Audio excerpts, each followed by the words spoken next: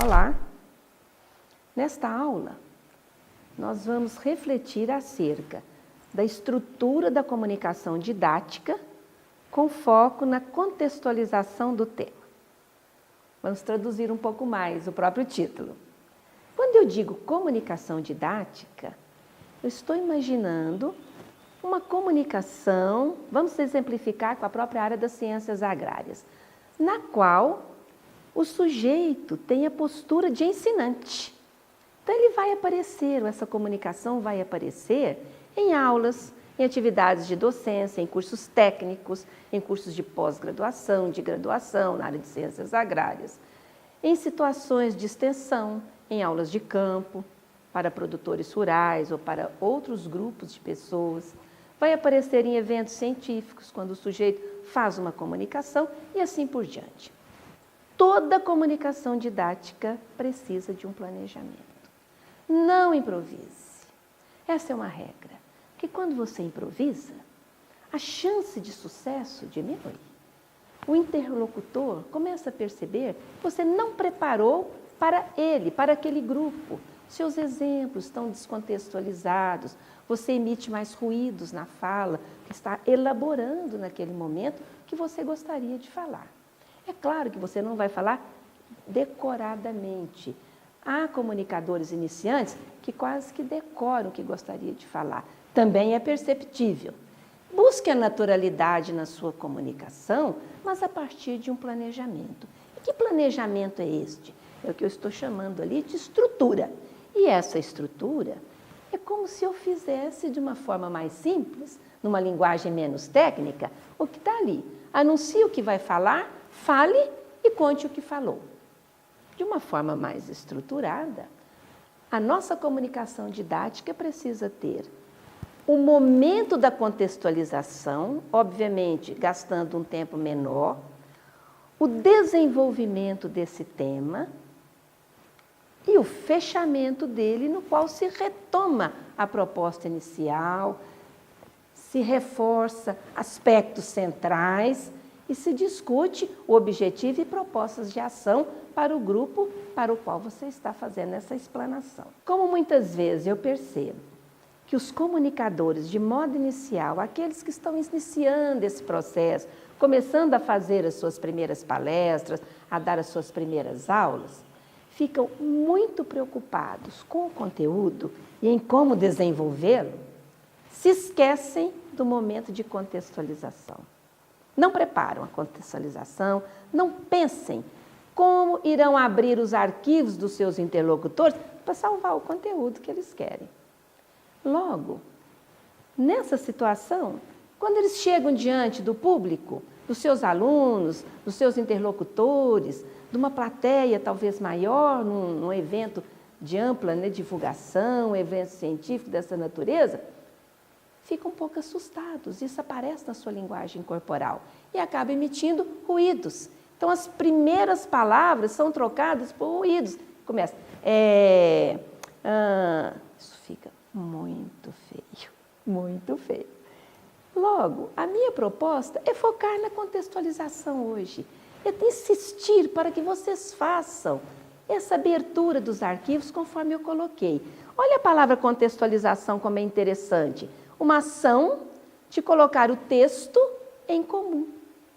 Se a sua aula, se a sua palestra é uma unidade de sentido, ela tem a característica de texto. Logo, você vai buscar uma ação de envolver o seu interlocutor nesse texto. Logo, ação de colocar o texto em comum.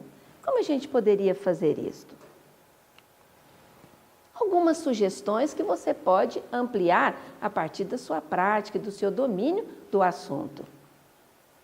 Imaginemos que você escolha fazer essa contextualização a partir de uma informação de impacto. Isso é perfeitamente possível na área das ciências agrárias. Uma questão que o público pensa, não tinha pensado nisso. Será que é isso mesmo? Alguma informação com caráter negativo ou positivo, não importa. Um dado estatístico de peso, a fim de que o pessoal fique um pouco impactado com isto e na expectativa que o desenvolvimento do assunto possa ajudar a justificar, a clarear aquilo que você colocou como uma informação inicial. Isso é bastante interessante para começar. Ou uma pergunta-reflexão. Uma pergunta que, nesse momento, não vai exigir a resposta do interlocutor, mas vai fazê-lo pensar. Isso é perfeitamente possível também na área das ciências agrárias. Imaginemos que você começasse assim, será que? Ou poderíamos afirmar que num curto espaço de tempo o produtor rural chegaria nesse ponto? Tem uma pergunta-reflexão, dá uma pausa para que as pessoas reflitam um pouquinho sobre aquilo e em seguida você começa o desenvolvimento do assunto. É um outro caminho interessante. Falar da importância econômica ou operacional também, na área das ciências agrárias, teria um sentido. Então, você vai, a partir do tema colocado, mostrar como aquilo pode reverter em melhorias econômicas, em avanços econômicos ou em aspectos operacionais. Ou seja, esse procedimento, esses instrumentos, esses métodos que você vai ensinar, garantiriam maior eficácia na ação, um tempo menor a partir dos resultados esperados e assim por diante. É outra questão interessante para ser colocada. Acontecimentos do ambiente. Se você é daquela região e está falando na região, você domina a situação das ciências agrárias, daquela abordagem que você vai fazer.